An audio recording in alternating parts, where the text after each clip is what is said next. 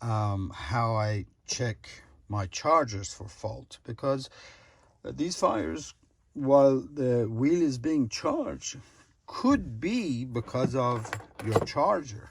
In fact, I've had one case of definitely the charger caused the wheel not to catch on fire, but the entire charging circuit from the charge port to the battery got melted, and just it was a nightmare. Luckily, it wasn't in there long enough for the packs to catch on fire. But uh, one of the fast chargers from one of the dealers that I had purchased, one of those 5 amp chargers, actually started charging at 7 amps on one of the rides. It was actually one of Marty's rides. I noticed it was charging at 7 amps, and I thought that's strange. I walked away, came back, and it was at 9 amps. And by the time I was trying to figure out what the hell's going on, because I know it didn't have a selector for amps, I noticed it was reading 11 something amps, and suddenly, poof, it just died. So it is quite possible for this guy to be at fault. In my opinion, these chargers that we get aren't supposed to be mobile units. Though the potentiometers inside that have little screws that you turn to get to the correct voltage, amps, and maybe other parameters. Once they reach the parameters they want to set, they put a dab of silicone on that screw so it cannot turn. But in my opinion, with all the vibration, this guy being thrown around in a backpack, maybe fallen on, etc., etc., over time, it is possible for that screw to turn and now give you the incorrect voltage, incorrect amps.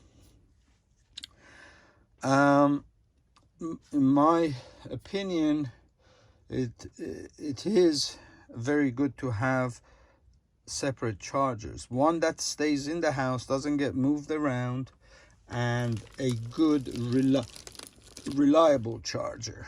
I don't use these guys for the house. I have a couple of higher end, higher quality chargers that they don't get moved around.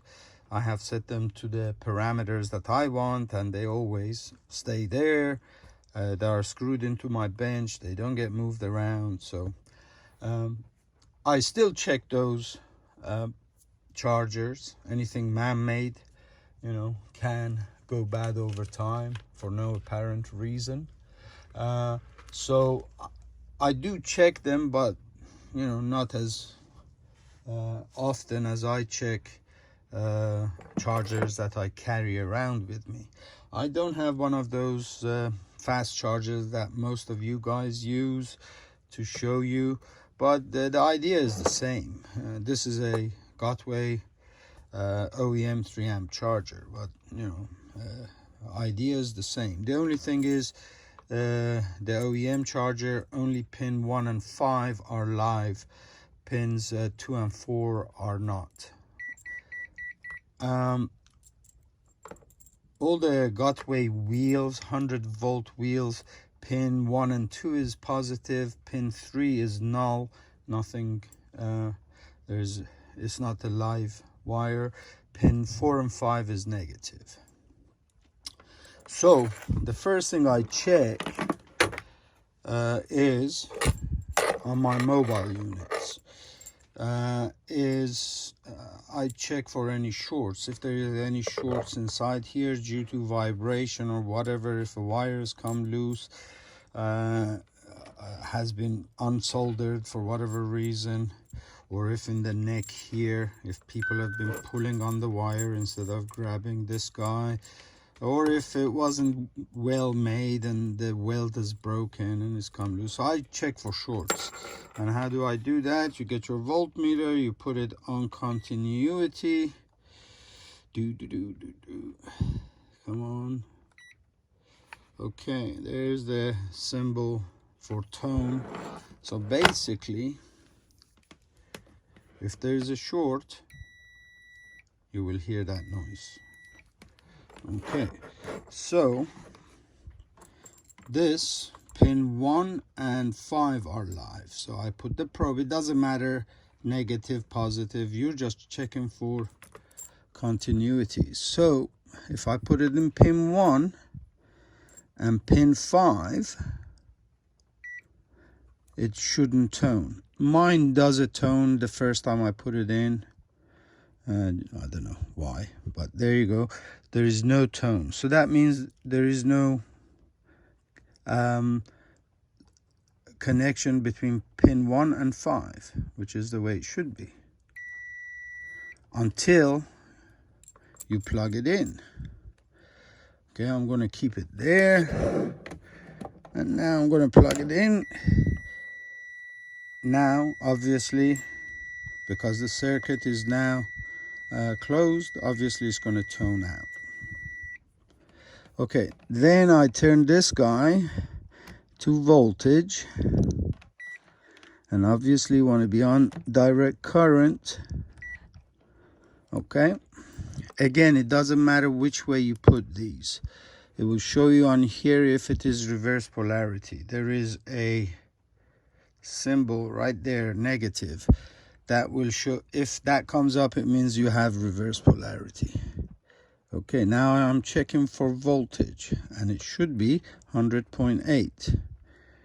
There we go. And yes, you can see that sign is up, which tells you you have the probes wrong. It means the black is actually positive and the red is negative. So now I'll put it the correct way. This is pin 5, which I know is negative, and pin 1.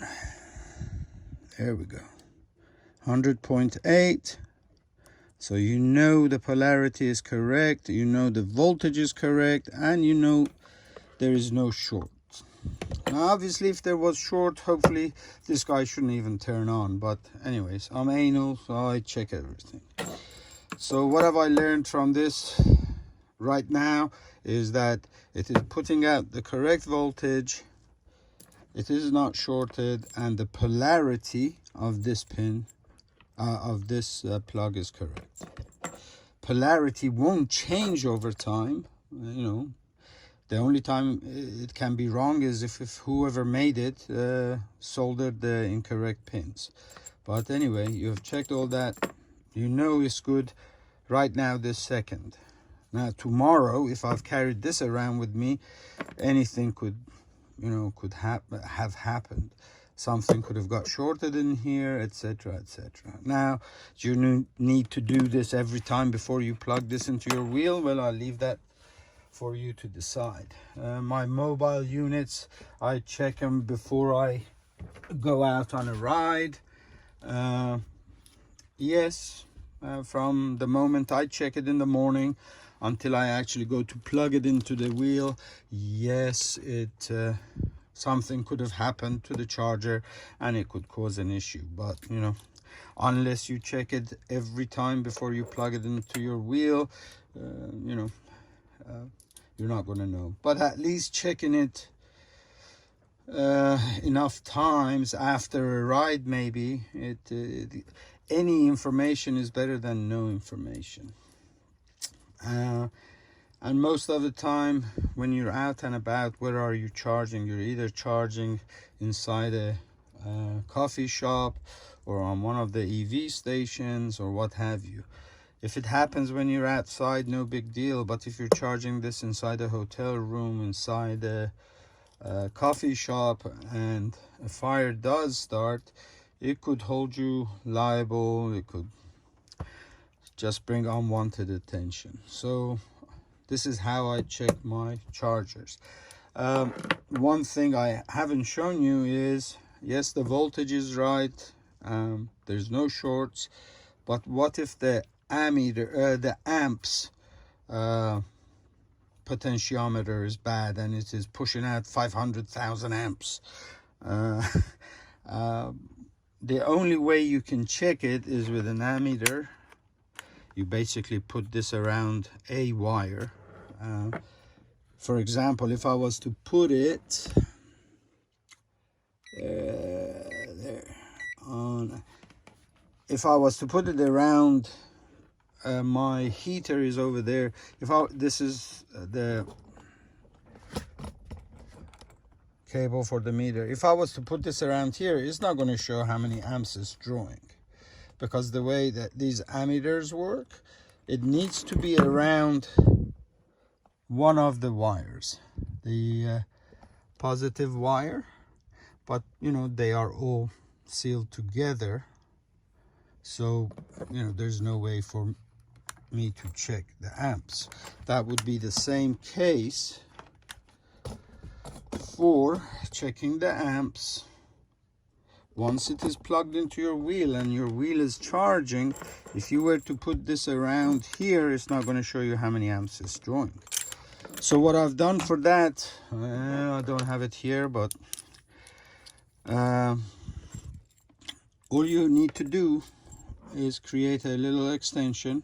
So you would need male on this end that would plug into the charger, and the two wires that come out of here, the positive and negative, don't seal them, leave them open, and then the other end would be a female, same as here.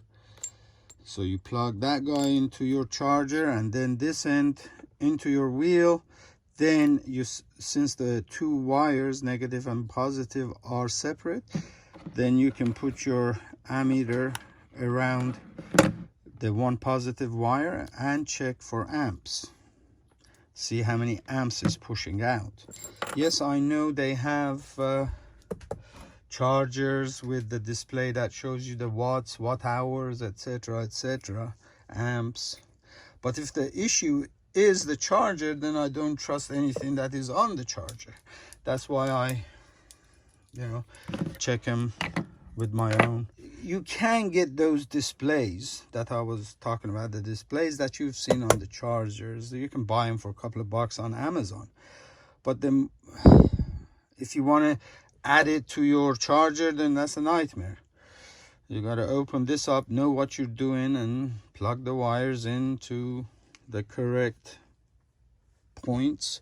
So, you know, forget that. And if you're not going to do that, then it has to be, you have to make that display, plug it into some another GX16 5-pin, plug that into here, and then the other end into your wheel. So for me, this has been the quickest, easiest way to check my chargers. I highly recommend having two or having separate chargers, one for the house that doesn't get moved around and one for when you're out and about. In my opinion, a lot of these fires that you hear, I say a lot, actually it's not a lot of the fires, but the fires that you hear about that have started while the wheel was being charged, you know, maybe the problem was the charger. It's quite easy to blame the wheel without knowing any information, but if you carry a charger in your backpack, I advise you to check it you know, quite often. It's up to you. But anyway, the whole question was, how do I check my chargers? And that was it. That's the way I check my chargers. Thank you very much. Tally ho.